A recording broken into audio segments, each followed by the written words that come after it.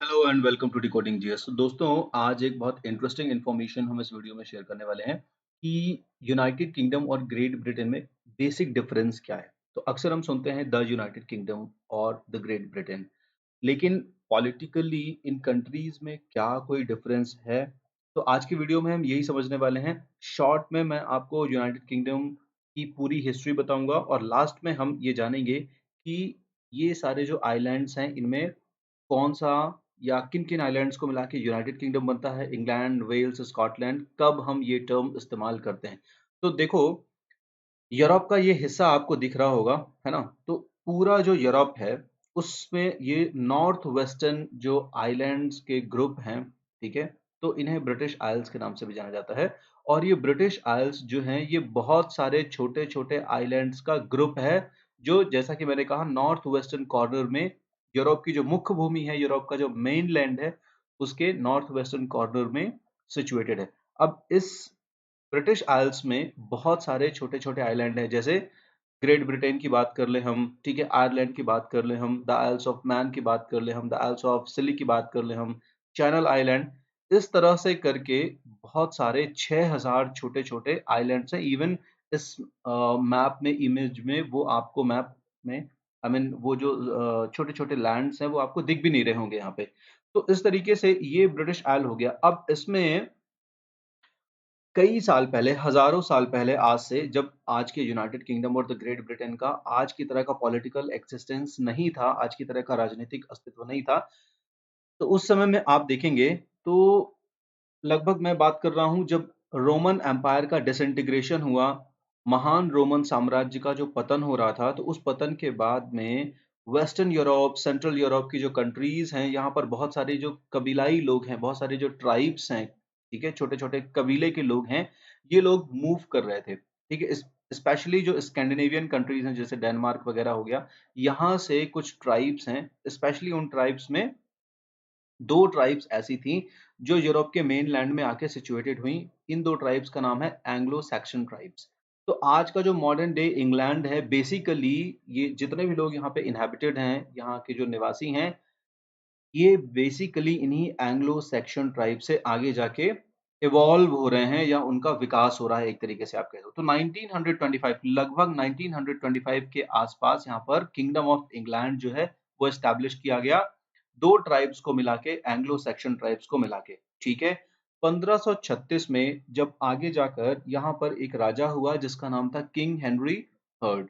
तो उस समय ये इंग्लैंड और वेल्स का राजा था। इंग्लैंड और उससे एडजेसेंट जो एक छोटी-सी टेरिटरी है वेस्ट में, उसे हम वेल्स कहते हैं। तो वहाँ का राजा हुआ करता था, ठीक है? और इसने पहली बार प्रभावी रूप से इंग्लैंड और वेल्स को एक देश घोषित किया और एक ही लॉ के अंडर गवर्न टेरिटरीज़ घोषित किया। मतलब इंग्लैंड और वेल्स में समान कानून चलेंगे। इस तरीके से इंग्लैंड और वेल्स राजनीतिक तौर पर एक हो गए। तो 1536 से इंग्लैंड और वेल्स जो है वो पॉलिटिकली यूनिफाइड होकर गवर्न हो रहे हैं। 1707 में किंगडम ऑफ ग्रेट ब्रिटेन का एग्जिस्टेंस हुआ। 1707 में क्या हुआ कि जो आपका किंगडम ऑफ इंग्लैंड है, जिसमें वेल्स भी आता था, इसमें जो स्कॉटलैंड है, उसको मिलाया गया। स्कॉटलैंड उत्तर में जो महाद्वीप है, या मैं महाद्वीप नहीं कहना चाहिए, उत्तर में जो द्वीप है, ऐसा कहना चाहिए। उत्तर में जो आइलैंड है ना? महाद्वीप तो हम बड़े कॉन्टिनेंट्स के लिए इस्तेमाल करते हैं। तो जो उत्तर में द्वीप है, इधर इंग्लैंड हो गया, वेल्स हो गया और नॉर्थ की तरफ आप जाएँगे तो स्कॉटलैंड मिल जाएगा आपको। तो स्कॉटलैंड को भी जब किंगडम ऑफ इंग्लैंड और वेल्स में मिलाया गया, तो बना 1707 में किंगडम ऑफ ग्रेट ब्रिटेन। और इसी तरीके से 1801 में फिर क्या हुआ, फिर कुछ चेंजेस हुए, कुछ ट्रीटीज़ हुई इन राजाओं के बीच में और United kingdom of great Britain और आयरलैंड का जन्म हुआ। इसमें जन्म कैसे हुआ? 1801 में आयरलैंड यानी आपका जो आप अभी देख रहे थे इंग्लैंड, वेल्स और स्कॉटलैंड, उसके जस्ट बगल में एक छोटे से आइलैंड्स का ग्रुप है, जिन्हें हम आयरलैंड कहते हैं। तो आयरलैंड भी इसमें जॉइन हो गया और बना तब ये United kingdom of great Britain and Ireland. 1922 में इसमें कुछ परिवर्तन हुए फिर से। ये परिवर्तन कौन से थे कि इनमें से यूनाइटेड किंगडम और ग्रेट ब्रिटेन ऑफ आयरलैंड जो है, इसमें से नॉर्दर्न आयरलैंड का जो हिस्सा है, ये बस बचा और सदर्न आयरलैंड का जो पार्ट है वो अपने आप अलग हो गया, जिसे आज की डेट में हम रिपब्लिक ऑफ आयरलैंड कहते हैं। अपने आप का मतलब ड्यू टू सम डिसकंटेंट्स, कुछ असहमति की वजह से, कुछ राजनीतिक मतभेदों की वजह से ये अलग हो गए सदर्न आयरलैंड के हिस्से, और नॉर्दर्न आयरलैंड अभी भी ब्रिटेन के पास है। और इस तरीके से आज जो आधुनिक स्थिति है उसमें हम क्या कहते हैं, United kingdom of great Britain और नॉर्दर्न आयरलैंड। ठीक है? ये आज भी अस्तित्व में है। अब कुल मिला के मैं सम अप कर देता हूँ आपको, ताकि ये सारा कन्फ्यूजन एक-एक शब्द में क्लियर हो जाए। तो देखो, जब आप यूके कहते हो, यूनाइटेड किंगडम कहते हो, इसका मतलब एक स्वायत्त देश, एक सॉवरेन स्टेट है, जिसमें क्या-क्या आते हैं? इंग्लैंड आता है, ठीक है? यानी जब आप यूनाइटेड किंगडम कहते हो, इसका मतलब यहाँ पर 4 देशों से है, ठीक है? 4 कंट्रीज़ से है। इंग्लैंड, वेल्स, स्कॉटलैंड और नॉर्दर्न आयरलैंड। ये जो 4 कंट्रीज़ हो गई, इन 4 कंट्रीज़ का पॉलिटिकल अलायंस एक तरीके से, जैसे आप यूनाइटेड स्टेट्स ऑफ अमेरिका कह देते हो, तो नाम में ही क्या है, यूनाइटेड स्टेट्स ऑफ अमेरिका, मतलब इसमें बहुत सारे स्टेट्स यूनाइटेड हैं और वो एक होकर एक आइडेंटिटी शो कर रहे हैं, एक अपनी पहचान दिखा रहे हैं। तो देखने में लग रहा है कि एक ही पूरा देश है, बट एक्चुअल में वो बहुत सारे छोटे-छोटे स्टेट से मिलके बना हुआ है। ठीक है? और पहले भी वो अलग-अलग थे, बाद में वो पॉलिटिकल कुछ ट्रीटीज़ के थ्रू, डॉक्यूमेंटेशन के थ्रू एक हुए हैं, कॉन्स्टिट्यूशन एक बना लिए और अब एक परंपरा स्थापित हो गई कि वो हमेशा एक ही रहेंगे।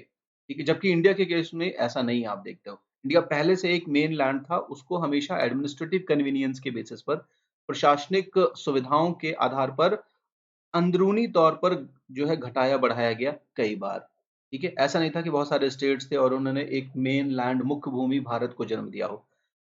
चलिए, तो यूनाइटेड किंगडम क्लियर हो गया। ग्रेट ब्रिटेन जब आप कहते हो, तो इसका मतलब है कि an island situated off the north west coast of Europe, यानी उत्तर-पश्चिम का ये क्षेत्र, ठीक है? जो उत्तर-पश्चिम में स्थित है यूरोप के, ठीक है? तो ये ग्रेट ब्रिटेन हो गया आपका, क्लियर है? अब इसमें आप जो है वो आयरलैंड को हटा सकते हो, ठीक है? स्कॉटलैंड, इंग्लैंड और वेल्स को मिला दोगे तो ये बनेगा द ग्रेट ब्रिटेन, आप देख रहे हो यहाँ पे। ब्रिटिश आइल्स आपने देखा ही, इस क्षेत्र में हजारों जो छोटे-छोटे आइलैंड्स हैं, इन्हीं को मिला के बनता है। ये देखो आप, बहुत छोटे-छोटे, छोटे-छोटे आइलैंड्स हैं। इन आइलैंड्स का जो ग्रुप है, लगभग 6000 आइलैंड्स हैं। इन सबको मिला के हम क्या क्या कहते हैं? ब्रिटिश आइल्स कहते हैं। और जब आप इंग्लैंड की बात करते हो, इसका सिंपली मतलब है कि within United Kingdom there is a country. United Kingdom का एक देश, या मैं कह दूँ कि इन सारे आइलैंड्स में से सबसे बड़ा आइलैंड जो है, वो है यूनाइटेड किंगडम का आइलैंड। तो यहाँ पे आप देख रहे हो यूनाइटेड किंगडम जो है ये 4 देशों से मिलके बन रहा है।